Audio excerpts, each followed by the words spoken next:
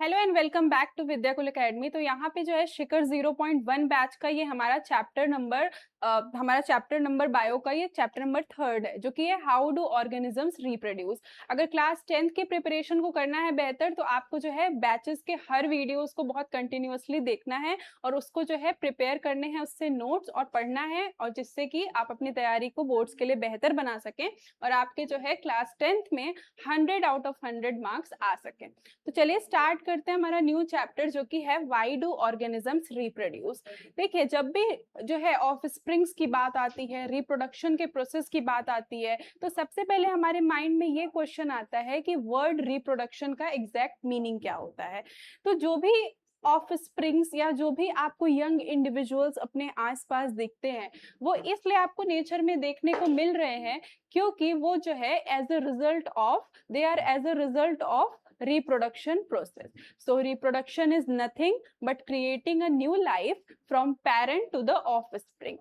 ठीक है, तो न्यू इंडिविजुअल्स की लाइफ का क्रिएट होना is because of reproduction process. So reproduction is not necessary to maintain the life of an individual organism. लेकिन क्या ऐसा है कि कोई ऑर्गेनिज्म अगर वो रिप्रोडक्शन की प्रोसेस ना करे, फिर भी जो है वो इंडिविजुअल आपका नेचर में सरवाइव नहीं कर पाएगा रिप्रोडक्शन के अलावा? जैसा कि हमने लाइफ प्रोसेस पढ़ा था, तो लाइफ प्रोसेस में कुछ नेसेसरी प्रोसेसेस हम पढ़ते थे, जो कि नेसेसरी प्रोसेस थे, लाइफ उनके बिना चल ही नहीं पाती। लेकिन क्या रिप्रोडक्शन के बिना जो है लाइफ आपकी नहीं चलती है? तो आंसर है नो।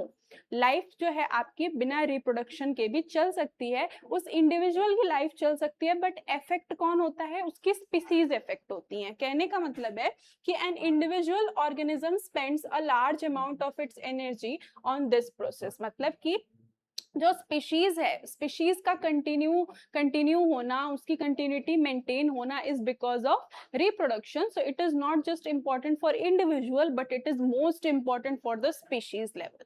तो हम बात करते हैं कि जो इंडिविजुअल है, अब क्योंकि ये इतना इंपॉर्टेंट प्रोसेस है, तो इस पे जो है इंडिविजुअल बहुत सारा समय अपना लगाता है। Why do they do it? अब सवाल आता है कि क्यों, मतलब क्या रीजन है? रिप्रोडक्शन को इतना इंपॉर्टेंट प्रोसेस है तो कैसे कंटिन्यू किया जा रहा है, क्या रीजन है? तो चले जानते हैं। If an individual organism did not reproduce, its species would eventually cease to exist. मतलब कि मैंने बताया कि स्पीशीज के कंटिन्यू होने के लिए रिप्रोडक्शन जरूरी है, तो अगर ये प्रोसेस रुक जाएगी, अगर ये प्रोसेस सीज हो जाएगी, तो एक टाइम बाद उस स्पीसीज के जितने भी लोग हैं वो जो है ओल्ड कर जाएंगे। चाहे हम प्लांट्स की बात करें, चाहे एनिमल्स की बात करें, जो है ओल्ड एज आएगी, सेनेसेंस फेज आएगा, अल्टीमेटली डेथ हो जाएगी। और फिर अगर वहां न्यू ऑर्गेनिज्म नहीं बनेंगे उस सेम स्पीसीज के, तो स्पीसीज जो है कंटिन्यू नहीं कर पाएंगी खुद को इन द फ्यूचर, जिसके लिए जरूरी है ये प्रोसेस होना। We notice organisms because they exist in large numbers belonging to the same species. तो इसीलिए जो है हमें एक टाइप के बहुत सारे ऑर्गेनिजम्स अपने आसपास देखने को मिलते हैं, जो कि क्या है? सेम स्पीसीज के हैं। Reproducing organisms create new individuals that look very much like themselves, ensuring the continuity of the species। मतलब कि जितने भी reproducing organisms होते हैं, उनके जो भी new individuals जो वो create करते हैं by this process, तो वो individuals जो है एकदम उन्हीं की तरह दिखने में लगते हैं।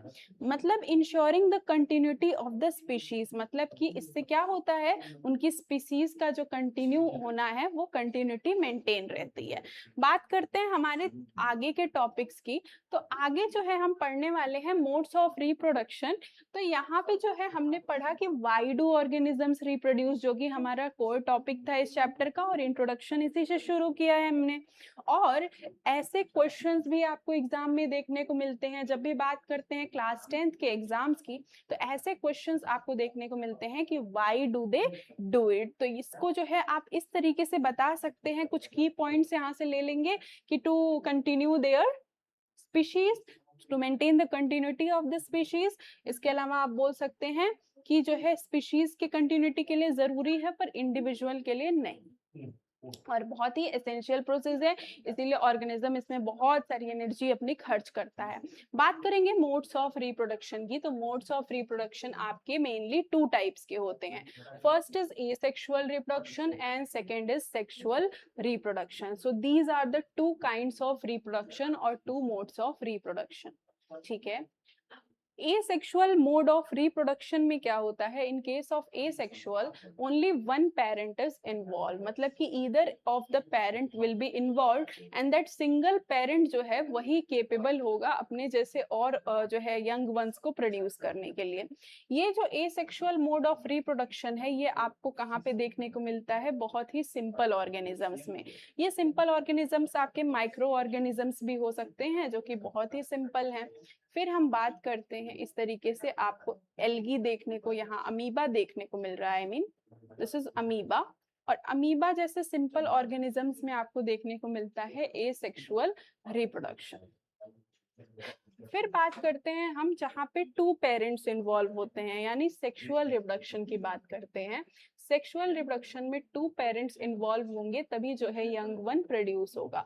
जैसे कि humans, dogs, elephants, birds, plants, इन सारे जो लिविंग ऑर्गेनिजम्स हैं इनमें क्या होता है, sexual mode of reproduction follow होता है। तो जैसा कि आप इन ऑर्गेनिजम्स को देख पा रहे हैं, ये सारे ऑर्गेनिजम्स जो हैं अपने यंग वंस इसी मोड ऑफ रिप्रोडक्शन से अपना जो है ऑफस्प्रिंग्स को प्रोड्यूस करते हैं।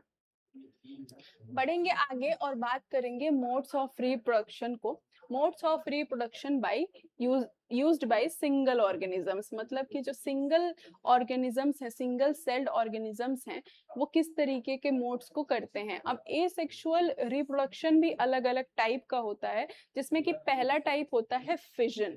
फिजन वर्ड का मतलब होता है जब कोई एक सिंगल चीज जो है वो दो में ब्रेक हो जाए, दो में स्प्लिट कर जाए, उसे हम कहते हैं फिजन। तो फिजन में क्या होता है कि एक सिंगल काइंड ऑफ ऑर्गेनिज्म वो स्प्लिट करता है और स्प्लिट करके अपने जैसे और ऑर्गेनिजम्स को बना लेता है। फिजन के बाद जो दूसरी चीज आती है उसे हम कहते हैं फ्रेगमेंटेशन। फ्रेगमेंट्स का मतलब होता है टुकड़ों में टूट जाना, तो फ्रेगमेंटेशन इसको बोलते हैं। फिर इसके बाद बात आती है रीजेनरेशन की। तो रीजेनरेशन मीन्स होता है कि ऑर्गेनिज्म है, ऑर्गेनिज्म का कोई एक पार्ट टूट गया है और वो जो टूटा हुआ पार्ट है उसी से क्या हो जा रहा है, वो टूटा हुआ पार्ट जो है रीजेनरेट कर जा रहा है, तो इसे हम कहते हैं रीजेनरेशन। बात करते हैं बडिंग की, तो बडिंग भी ये इस तरीके से बड लाइक स्ट्रक्चर आपका आउटग्रोथ देखने को मिलता है। और आउटग्रोथ जो है आगे चल के जो है तब तक मेन बॉडी से, पेरेंट बॉडी से जुड़ा रहेगा जब तक उसको न्यूट्रिशन डिराइव करना होगा। न्यूट्रिशन डिराइव करने तक ये रुका होगा और जैसे ही न्यूट्रिशन डिराइव कर लेगा अब ये केपेबल है खुद की लाइफ खुद सस्टेन करने के लिए। तो ये जो प्रोसेस होती है ये होती है बडिंग की। और लास्टली जो है वेजिटेटिव प्रोपगेशन देखेंगे, बहुत ही इंटरेस्टिंग चीज है ये। आप यहाँ पे देख पा रहे हैं ब्रायोफिलम की लीफ। तो ब्रायोफिलम की लीफ के मार्जिन पे आपको छोटे छोटे आउटग्रोथ देखने को मिल रहे हैं और ये छोटे छोटे आउटग्रोथ जो देखने को मिल रहे हैं ये केपेबल हैं फ्यूचर में नया ब्रायोफिलम प्लांट को जनरेट करने के लिए। तो इस पौधे की खास बात ये होती है कि अगर इसकी पत्ती जो है आपकी सॉइल में या मिट्टी में गिर जाती है तो ये जो है और अपने जैसे न्यू प्लांट्स को बना सकती है।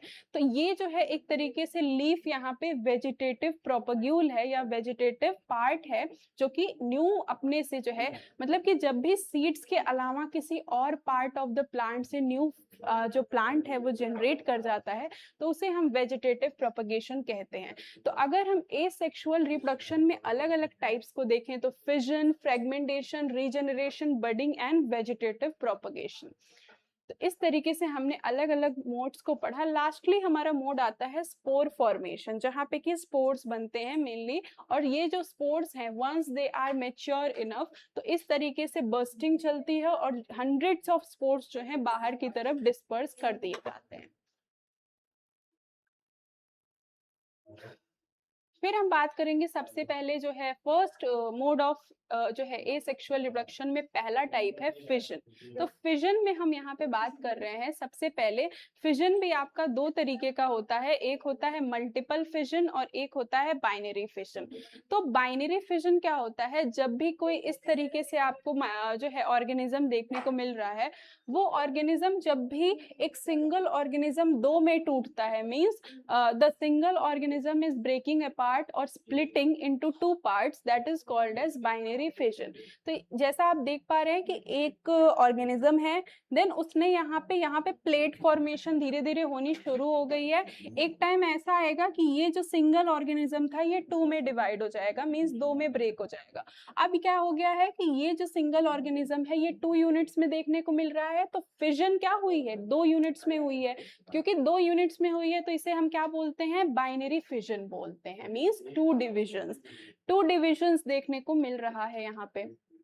तो फिजन को अगर हम यहाँ पे डिफाइन करते हैं तो कैसे करेंगे कि the living cell divides into two equal और nearly equal parts, means equal भी हो सकता है, नियरली इक्वल भी हो सकता है, उसे हम कहते हैं फिजन। और ये किस में देखने को मिलता है, बहुत सारे प्रोकैरियोटिक ऑर्गेनिजम्स जैसे कि बैक्टीरियाज में आपको ये देखने को मिल जाता है बाइनरी फिजन। और कभी कभार जो है ये आपको बैक्टीरिया के अलावा प्रोटोजोआ में भी देखने को मिलता है। फिजन आपको अमीबा में भी, जो कि यूनिसेलुलर ऑर्गेनिज्म है, उनमें भी देखने को मिलेगा बाइनरी फिजन, जहां पे कि एक अमीबा जो है अपने जैसे दो डॉटर अमीबा बना करके जो है स्प्लिट करती है by the process of binary fission. तो ये हमने जो है यहाँ पे कंप्लीटली बाइनरी फिजन को पढ़ लिया है। फिर बात करेंगे हम मल्टीपल फिजन की, लेकिन उससे पहले ये भी आप जान लीजिए कि पैरामीशियम जो है वो भी बाइनरी फिजन से ही क्या करता है, खुद को जो है ट्रांसवर्स सेक्शन में डिवाइड करने का काम करता है। इस तरीके से आपको पैरामीशियम देखने को मिल रहा है, और पैरामीशियम भी जो है इसी तरीके से अपना स्प्लिटिंग करता है। तो ये आपका सिंगल पैरामीशियम था। पैरामीशियम में धीरे धीरे यहाँ पे आपको फरो दिखता चल रहा है, और फिर ट्रांसवर्स सेक्शन इस तरीके से ये डिवाइड करेगा ट्रांसवर्स सेक्शन में, और फिर दो पैरामीशियम के यूनिट्स आपको देखने को मिलेंगे, जो कि बाइनरी फिजन को जो है ध्यान में रखते हुए चीजें चली हैं। तो इस तरीके से जब ट्रांसवर्स जो है डिवीजन चलता है तो उसको हम लोग कहते हैं ट्रांसवर्स बाइनरी फिजन। यूग्लिना के केस में भी आपको देखने को ये चीज मिलती है, यूग्लिना या लिशमैनिया के केस में भी बाइनरी फिजन चलता है, जो कि लॉन्गिट्यूडनल, लेकिन यहाँ पे बात ये है कि ट्रांसफर सेक्शन नहीं चलेगा, लॉन्गिट्यूडनल सेक्शन चलेगा। तो एग्जाम में आपसे इस तरीके के क्वेश्चंस भी 10th के बोर्ड एग्जाम में क्वेश्चंस आपसे पूछे जाते हैं, जहां पे आपको बताना होता है कि अगर आपसे पूछा जाए कि mention the examples of the organisms in which binary fission occurs through the transfer section और द लॉन्गिट्यूडनल, तो एग्जांपल्स भी आप इसी तरीके से याद रखेंगे, ध्यान में रख के कि लॉन्गिट्यूडनल सेक्शन है तो यूग्लिना लिशमैनिया, ट्रांसवर्स सेक्शन है तो पैरामीशियम। इस तरीके से आप जो है अपनी नोट्स कॉपी में अगर इसको बना करके रखते हैं तो एग्जाम तक चीजें आपको बिल्कुल याद रहने वाली हैं। तो लॉन्गिट्यूडनल सेक्शन को आप वर्टिकल सेक्शन भी बोलते हैं। फिर हम बात करेंगे मल्टीपल फिजन की। फिजन जो है, पहले तो हमें वर्ड ही क्लियर है कि डिवीजन है। तो डिवीजन जो है आपका, जब भी एक जो है सिंगल ऑर्गेनिज्म बहुत सारी यूनिट्स में टूटता है तो उसे हम मल्टीपल फिजन्स बोलते हैं। और अमीबा जो है, जो कि अमीबा है, वो बहुत सारी यूनिट्स में भी आपका स्प्लिट कर सकता है, उसे हम मल्टीपल फिजन बोलेंगे। और प्लाज्मोडियम में भी देखने को मिलती है ये चीज। तो ये जो है Plasmodium amoeba are the example of multiple fission, और ये हमेशा अनफेवरेबल कंडीशंस में देखने को मिलता है, जब कंडीशंस उतनी अच्छी नहीं होती हैं। अमीबा जो है हमेशा जो है, जब भी उसको अनफेवरेबल जैसे कि मान लीजिए आपके इलाके में बहुत ज्यादा ठंडी पड़ रही है, अब ठंडी इतनी ज्यादा पड़ रही है कि आप स्वेटर पहन के भी बाहर जा रहे हैं, ठंडी बर्दाश्त नहीं हो रही है, तो आप प्रेफर करेंगे घर के अंदर रहना।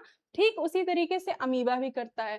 अमीबा को जैसे परिस्थिति बाहर की असामान्य लगती है, बहुत अच्छी नहीं लगती है, तो वो क्या करता है नेचर में, क्योंकि अपने आप को अगर वो वैसा ही रखेगा, ठीक है, बिना किसी कवरिंग के रखेगा, तो वो डिस्ट्रॉय हो जाएगा। तो डिस्ट्रॉय होने से बचने के लिए वो क्या करता है, अमीबा अपने ऊपर एक सिस्ट की कवरिंग बना लेता है। सिस्ट क्या होता है, जब भी कोई ऑर्गेनिज्म इनएक्टिव होता है तो वो अपने अराउंड एक सिस्ट की कवरिंग बनाता है, जिससे कि बाहर की अनफेवरेबल परिस्थिति से वो खुद को प्रोटेक्ट कर सके, बचा सके। तो amoeba become almost round, secrete a hard covering called cyst. आपको पता है कि अमीबा का एक कोई राउंड शेप तो होता नहीं है, फिर भी वो क्या करता है, जब ऐसी परिस्थिति आएगी तो वो हार्ड कवरिंग बना के उसके अंदर रह जाएगा और खुद को प्रोटेक्ट कर लेगा। इस तरीके से आप देख सकते हैं कि अच्छा, सिस्ट के अंदर एक और चीज, अब आप अगर ये सोचिए कि इनएक्टिव स्टेट है, इनएक्टिव स्टेट है, इसका मतलब है कि बाहर से इनएक्टिव आपको देखने को लग रहा है, मींस सिस्ट के अंदर है तो आपको बाहर से देखने को लग रहा है कि हाँ वो तो अंदर बैठा है अमीबा और कुछ कर नहीं रहा है, ऐसा कुछ भी नहीं है। अमीबा क्या करेगा, इनसाइड द सिस्ट वो अपने न्यूक्लियस को डिवाइड करेगा। और सबसे पहले जब भी डिवीजन चलती है, आपको ये हमेशा याद रखना है कि डिवीजन हमेशा न्यूक्लियस की पहले होती है, ना कि साइटोप्लाज्म की। तो न्यूक्लियर डिविजन्स को हम कैरियोकाइनेसिस भी बोलते हैं, और कैरियोकाइनेसिस में ये जो न्यूक्लियस है ये बहुत सारे न्यूक्लियाई में डिवाइड करेगा, और सबसे पहले कैरियोकाइनेसिस होने के बाद फिर उसको फॉलो करेगा आपका साइटोकाइनेसिस। साइटोकाइनेसिस में क्या होता है, साइटोप्लाज्म डिवीजन करेगा। तो अब क्या हुआ, न्यूक्लियस को भी बांट लिया गया, और क्या किया गया, साइटोप्लाज्म को भी बांट लिया गया। तो इन दोनों को करने के बाद फाइनली क्या होंगे, बहुत सारे डॉटर सेल्स आपको देखने को यहाँ पे मिलेंगे।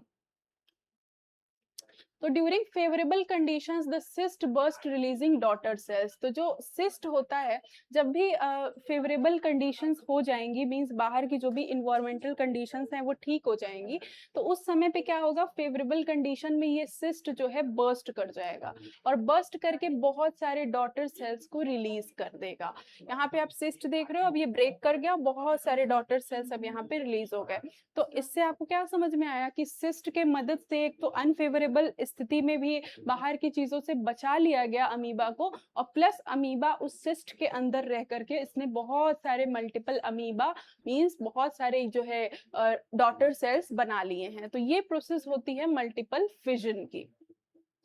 फिर आगे बढ़ेंगे और बात करने वाले हैं यहाँ पे आगे और भी टॉपिक्स की, जैसे कि why do organism create exact copies of themselves. मतलब कि ऑर्गेनिज्म जो होते हैं वो अपने जैसे एग्जैक्ट कॉपीज क्यों बनाते हैं। तो organisms look similar because their body designs are similar. जैसे कि आप अपने आसपास देखते हैं बहुत सारे ऐसे ऑर्गेनिजम्स हैं जो कि अपने जैसे एग्जैक्ट कॉपी बनाते हैं, जैसे कि डॉग हो गया, कैट हो गई, ठीक है। इनमें आप सिमिलैरिटी इतनी ज्यादा देखोगे, मतलब सिमिलैरिटी बहुत ज्यादा होती है अपने ऑफस्प्रिंग में और जो है पेरेंट्स में, ठीक है। तो organism look similar because their body designs are similar. सबसे पहले सिमिलर दिखने के लिए क्या जरूरी है कि बॉडी डिजाइन कैसा हो, बहुत ही सिमिलर, एक जैसा हो। Similar body designs require similar blueprints. अब अगर सिमिलर बॉडी डिजाइन बनाना है तो इंफॉर्मेशन भी तो होनी चाहिए। जैसे कि अगर जो है एग्जैक्ट आपकी मदर जो है बहुत अच्छा कुछ बनाती हैं, ठीक है, और आपको भी वैसा एग्जैक्ट आपको वही वैसा ही अच्छा सा कुछ बनाना है खाने वाला, ठीक है, तो आप वैसा कैसे बना पाओगे। आप अपनी मदर से पूछोगे ना कि आप जो है क्या इंग्रेडिएंट्स डालती हैं जिससे कि वो इतना अच्छा बनता है। तो वैसे ही जो है अगर हमें एग्जैक्ट कॉपी बनाना है, एग्जैक्ट जो है बॉडी डिजाइन चाहिए, तो बॉडी डिजाइन एग्जैक्ट होने के लिए क्या चाहिए, ब्लूप्रिंट्स चाहिए, इंफॉर्मेशन चाहिए।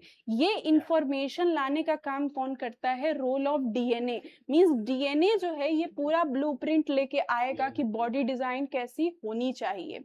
अब chromosomes in the nucleus of a cell contain information for inheritance। अब ये जो डीएनए है, ये आपका डीएनए कहाँ मिलेगा, ये डीएनए आपको मिलेगा न्यूक्लियस के अंदर। न्यूक्लियस के अंदर भी क्या होता है, क्रोमोसोम्स। तो ये जो क्रोमोसोम्स ही है ना, एक्चुअल में यही आपका बेसिस है of a cell contain formation for inheritance. और यही क्रोमोसोम जो न्यूक्लियस के अंदर है, यही जो है सेल की सारी इंफॉर्मेशन जो है लिया रहता है, जो कि आगे कभी भी जब कभी भी उसको जरूरत पड़ेगी इनहेरिटेंस की, मतलब कि एक ऑर्गेनिज्म से दूसरे ऑर्गेनिज्म में कुछ कैरेक्टरिस्टिक्स जाने होंगे, बॉडी डिजाइन के जो इंफॉर्मेशन के ब्लूप्रिंट्स हैं उन्हें जाने होंगे, तो ये सब चीजें कहाँ से जाएंगी, in the form of DNA ही जानी है। डीएनए ही आपका इंफॉर्मेशन कैरी करेगा। डीएनए का जो फुल फॉर्म होता है वो क्या होता है, डीऑक्सीराइबोन्यूक्लिक एसिड। तो ये जो deoxyribo nucleic acid full form है, ये आपसे पूछी जा सकती है एग्जाम में, मल्टीपल चॉइस क्वेश्चंस भी आते हैं जहाँ पे कि ये सारी चीजें आपसे वहां पे पूछी जा सकती हैं। तो इसको बिल्कुल याद रखिएगा। और जो है डीएनए आपका कहाँ पे पाया जाता है, इसे भी याद रखना है कि न्यूक्लियस में पाया जाता है। तो DNA in the cell nucleus is the information source for making protein. अब ये जो डीएनए जो कि न्यूक्लियस में है, इससे क्या बनना है आगे जाके, प्रोटीन्स बनने हैं।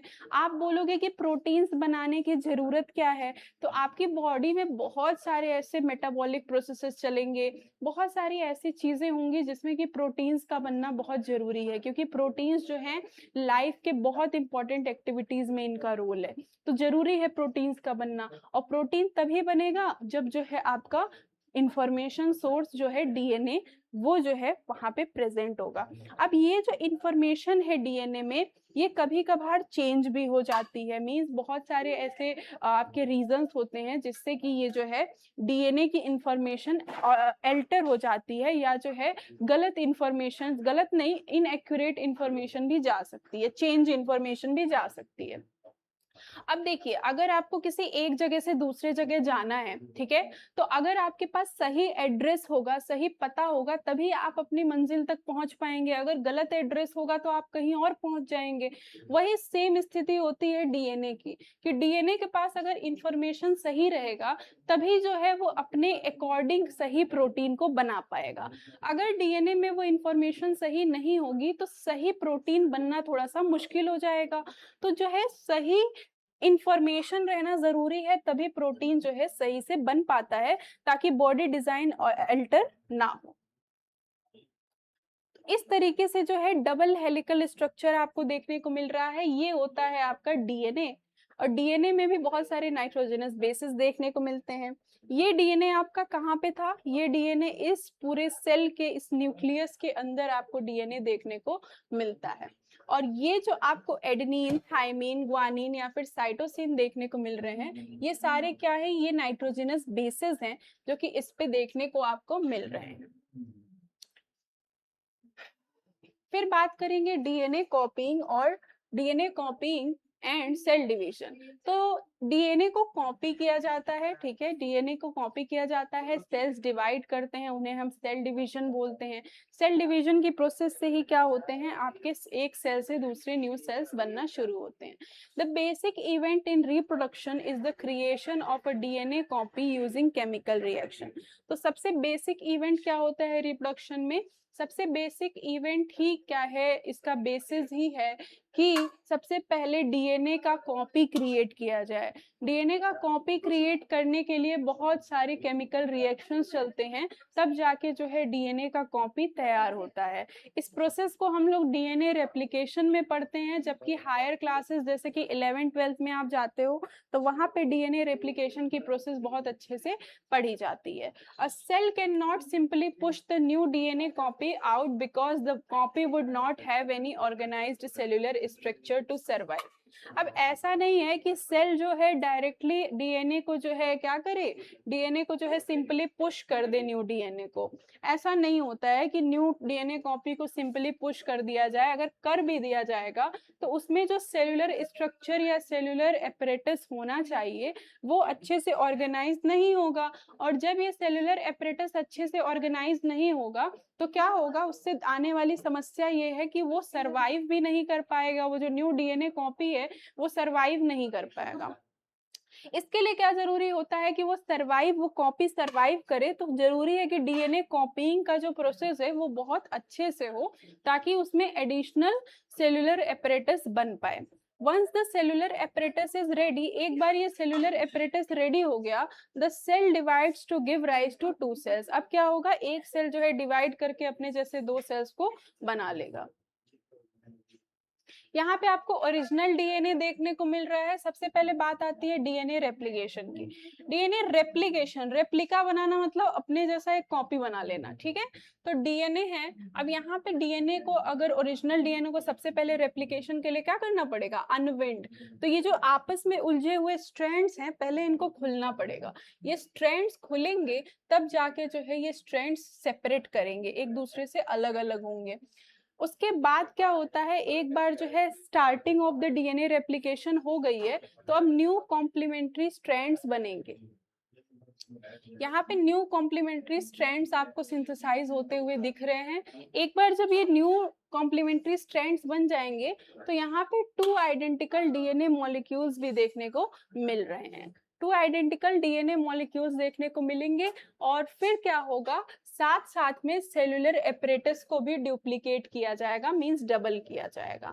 तो यहाँ पे क्या चलेगी, सेल ग्रोथ और preparation, cell growth and preparation चलेगी। और फाइनली जो है सेल क्या करेगा, एक बार जब सेलुलर एपरेटस आपका डुप्लीकेट कर चुका है तो अब क्या होगा, ये सेल डिवाइड कर लेगा, सेल डिवाइड कर लेगा और सेल ग्रोथ और प्रिपरेशन चली है तो सेल डिवाइड कर लेगा और फिर ये सेल फाइनली अलग अलग होके इस तरीके से यहाँ पे कंप्लीटली जो है अलग अलग नहीं हुआ है। अब यहाँ पे ये आपको 2 डॉटर सेल्स देखने को मिल रहा है, मींस फाइनली जो है सेल डिवाइड कर गया है।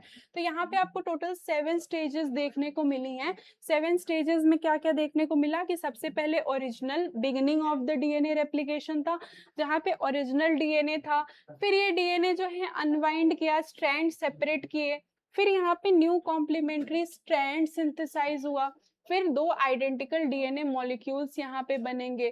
फाइनली जो है सेलुलर एपरेटस आपका डुप्लीकेट कर लिया जाएगा। डुप्लीकेट करने के बाद सेल्स डिवाइड हो जाएंगे और सेल्स डिवाइड होने के बाद फाइनली 2 डॉटर सेल्स आपको देखने को मिलेंगे। तो अगर आपसे पूछा जाए कि डीएनए कॉपीइंग क्या होती है, तो इस पूरे जो है इस तरीके से आप बता सकते हैं इसको स्टेप बाय स्टेप कि सबसे पहले ओरिजिनल डीएनए होता है, वो अनवाइंड करता है, स्ट्रैंड सेपरेट होते हैं, ठीक है। अगर आप इन सारे की पॉइंट्स को भी ध्यान में रखते हैं और आपसे पूछा जाता है क्वेश्चन कि हाउ डीएनए इज कॉपीड, तो आप इन सारे प्रोसेसेस को बता सकते हैं। साथ में अगर आप ये डायग्राम बना दीजिए तो और भी अच्छा है, तो और भी अच्छा है कि अगर आप डायग्राम बना के चीजों को बताएं। इस तरीके से आपको डिफरेंट आपको जो है फेजेस पता चल रहे हैं डीएनए रेप्लिकेशन के। बात करते हैं वेरिएशंस इन रिप्रोडक्शन। अब रिप्रोडक्शन में ऐसे वेरिएशंस भी देखने को मिलते हैं, जैसे कि कोई भी बायोकेमिकल रिएक्शन होती है वो एब्सोल्युटली रिलायबल नहीं है। मतलब कि कोई भी आपकी बॉडी में बायोकेमिकल रिएक्शन चल रही है तो आप उस पर एकदम एकदम इस तरीके से नहीं भरोसा कर सकते हैं। मतलब ऐसा नहीं है कि उसको क्रॉस चेक नहीं करना पड़ेगा, ठीक है, क्रॉस चेकिंग की भी जरूरत पड़ती है। लेकिन कभी कभार क्या होता है, बॉडी की मशीनरी उसको क्रॉस चेक करके भी उसके बावजूद भी क्या होता है, बायोकेमिकल रिएक्शंस एकदम तो एक्यूरेट नहीं हुआ है, तो उससे देखने को मिलता है वेरिएशन, क्योंकि ये बायोकेमिकल है ना, लिविंग बीइंग में देखने को मिल रहा है। तो प्रोसेस ऑफ डीएनए कॉपीइंग के दौरान क्या होता है, कुछ वेरिएशंस हो जाते हैं क्योंकि रिएक्शन जो है एब्सोल्युटली रिलायबल नहीं है। अब वेरिएशन से होने वाली चीजें क्या, वेरिएशन मतलब क्या होता है, बदलाव आना। तो इस वेरिएशन या इस बदलाव से होने वाली चीजें क्या होती हैं, ड्रास्टिक वेरिएशन मतलब क्या होता है कि एकदम से बहुत एग्जैक्ट, मतलब बहुत जल्दी कोई वेरिएशन आ जाए, जहां पे कि न्यू डीएनए जो है वो copy, the new DNA copy can not work with the inherited cellular apparatus. कभी कभार क्या होता है कि जो न्यू डीएनए कॉपी किया जाता है वो उस सेलुलर एपरेटस के साथ काम नहीं कर पाता है जो कि इनहेरिटेड है, causing the newborn cells to die, जिसकी वजह से अगर सेलुलर एपरेटस काम नहीं करेगा तो न्यू डीएनए को भी प्रॉब्लम होगी, न्यू डीएनए भी अच्छे से सफिशिएंटली काम नहीं कर पाएगा, जिसकी वजह से क्या होगा, न्यू बॉर्न सेल्स जो है डाई करना शुरू कर देंगे। सटल वेरिएशन क्या हुआ, ये ड्रास्टिक वेरिएशन था। सटल वेरिएशन पे आ जाते हैं। सटल वेरिएशन मतलब होता है the surviving cells are similar to but slightly different from the parent cell. मतलब कि जो सर्वाइविंग सेल्स होते हैं, अब यहाँ पे सेल्स डाई नहीं कर रहे हैं, सर्वाइव कर रहे हैं। सर्वाइविंग सेल्स सिमिलर तो होते हैं बट ये जो है थोड़े से डिफरेंट दिखते हैं, थोड़े से दिखने में अलग होते हैं from the parent cell. This inbuilt tendency for variation during reproduction is the basis for evolution। अब देखिए ये जो वेरिएशंस होते हैं अलग अलग तरीके के, ये वेरिएशंस जो रिप्रोडक्शन के दौरान होते हैं, during reproduction is the basis of evolution. तो जो भी आपके बदलाव आए हैं इतने सालों में, जो भी बदलाव देखने को मिल रहे हैं, बहुत सारे ऑर्गेनिजम्स में अलग अलग ऑर्गन्स में भी बदलाव देखने को मिल रहे हैं, अलग अलग एडेप्टेशंस देखने को मिल रही हैं। तो ये सब जितना इवोल्यूशन आपको थ्रू आउट द टाइम देखने को मिला, ये इसी वजह से देखने को मिला क्योंकि डीएनए कॉपिंग के दौरान वेरिएशंस देखने को मिले। अगर ये वेरिएशंस नहीं आते तो नेचर में इवोल्यूशन का प्रोसेस देखने को नहीं मिलता। इस तरीके से हम लोग जो है एग्जाम्पल ऑफ वेरिएशन देखते हैं। सबसे पहले हम बात करेंगे बैक्टीरिया की। तो आप सबसे पहले एक सिचुएशन लीजिए, सिचुएशन है आपके पास, सिनेरियो क्या है कि आप एक पॉपुलेशन ऑफ बैक्टीरिया लीजिए। बैक्टीरिया कैसा हो, लिविंग हो और टेम्परेट वाटर में, कहाँ पे, टेम्परेट वाटर में ये पॉपुलेशन ऑफ बैक्टीरिया रहता था। अगर if the water temperature increases due to global warming, क्या हो गया, क्योंकि टेम्परेचर चेंज, ग्लोबल वार्मिंग आप जानते ही हैं होता है, तो ग्लोबल वार्मिंग की वजह से पानी का भी टेम्परेचर, मींस वो जो टेम्परेट वाटर था उसका भी टेम्परेचर बढ़ गया। तो टेम्परेचर बढ़ने की वजह से वहां के बहुत सारे बैक्टीरिया जो है वो डाई कर गए। बहुत सारे बैक्टीरिया क्या कर गए, डाई कर गए। इसलिए डाई कर गए क्योंकि वो एडेप्टेड नहीं थे उस टेम्परेचर पे सरवाइव करने के लिए। However a few variants resistant to heat would survive and multiply. लेकिन क्या हुआ कि कुछ ऐसे रेजिस्टेंट भी वहां पे थे, मतलब बैक्टीरियाज में ही कुछ ऐसे भी बैक्टीरियाज थे जो कि बड़े अच्छे थे, मतलब वो हीट में रह लेते थे। उन्हें हम क्या बोलते थे, एक्सट्रीमोफाइल्स। तो एक्सट्रीमोफाइल्स का मतलब होता है वो जो बैक्टीरियाज होते हैं जिन्हें हम थर्मोफाइल्स भी बोलते हैं और एक्सट्रीमोफाइल्स भी बोलते हैं। तो वो बैक्टीरिया जो कि हीट रेजिस्टेंट होते हैं, मतलब कि बहुत अधिक हीट को भी बर्दाश्त कर सकते हैं, उन बैक्टीरियाज को हम थर्मोफाइल्स बोलते हैं। ठीक है, तो थर्मोफाइल्स जो हैं वहां पे वो वाले बैक्टीरिया, वहां पे कुछ बैक्टीरिया सरवाइव कर गए और इसी पॉपुलेशन में ज्यादातर डेथ कर गए। इसका कंक्लूजन ये है कि कुछ ना कुछ तो, मतलब जो हीट में सरवाइव किए उनके अंदर कुछ तो वेरिएशन रहा होगा ना। तो ये वेरिएशन क्या होता है, variation is highly useful for the survival of species over time. मतलब कि वेरिएशन जो है, अगर स्पीसीज को लंबे टाइम तक सरवाइव करना है तो जरूरी है कि वो अपने अंदर वेरिएशन लाए, क्योंकि उसको आगे चल के कौन सी कंडीशन देखने को मिलेगी उसको बिल्कुल भी आइडिया नहीं है। ठीक है, तो इस तरीके से इस पॉपुलेशन ऑफ बैक्टीरिया के सिनेरियो को लेकर के हमने जाना कि बहुत सारा जो है पॉपुलेशन क्या था, वो हीट के लिए एडेप्टेड नहीं था, इसीलिए वो जो है अनफेवरेबल कंडीशन, मींस हीट आते ही वो डाई कर गया। जबकि जो बैक्टीरियाज आपके वहां पे सरवाइव कर गए वो ऑलरेडी वेरिएशन के थ्रू जो है ये चेंजेस अपने अंदर लेकर के आए थे। इस तरीके से जो है हम लोगों ने बैक्टीरियल पॉपुलेशन लिया था। इसी बैक्टीरियल पॉपुलेशन का जो है हमने टेम्परेचर नॉर्मल टेम्परेचर में रखा था। जैसे ही ग्लोबल वार्मिंग बढ़ी, फिर हमने क्या किया, इस बैक्टीरियल पॉपुलेशन को जो है एक हीटेड वाटर में, क्योंकि ये जो है ग्लोबल वार्मिंग से चेंजेस आए हैं। अब यहाँ पे क्या थे, कुछ ऐसे थे जो हीट रेजिस्टेंट वेरिएंट्स थे। हीट रेजिस्टेंट मतलब हीट को बर्दाश्त कर लेते थे। तो ये सारे हीट रेजिस्टेंट वेरिएंट्स सरवाइव कर गए और सरवाइव करके अपने जैसे और बैक्टीरियल कॉपीज को बनाने लगे।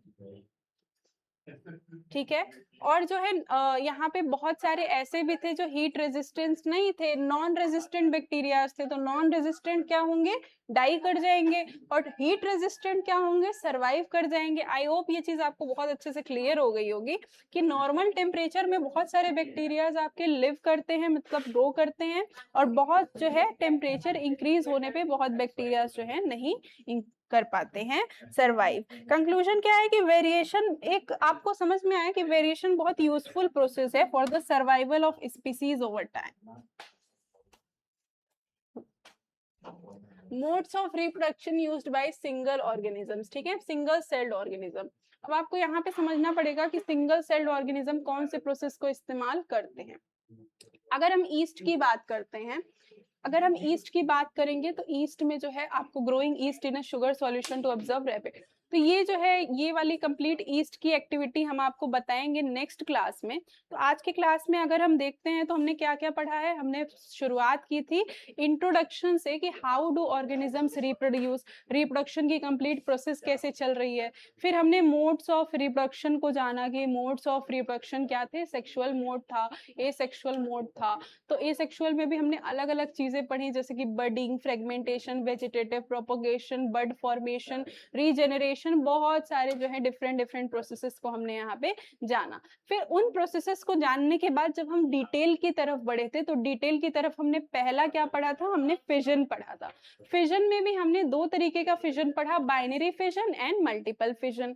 इसको पढ़ने के बाद हमने ये भी पढ़ा था कि डीएनए कॉपीइंग का पूरा मैकेनिज्म कैसे चलता है। ये सारे टॉपिक्स हमने फाइनली कर लिए हैं। बैक्टीरिया का जो है कैसे बैक्टीरिया कुछ हीट रेजिस्टेंट होते हैं, कुछ हीट रेजिस्टेंट नहीं होते हैं, ये सारी चीजें भी हमने यहाँ पे पढ़ के खत्म कर ली हैं। तो फाइनली जो है हम एंड में आ चुके हैं वीडियो के, और इस तरीके से जो है आप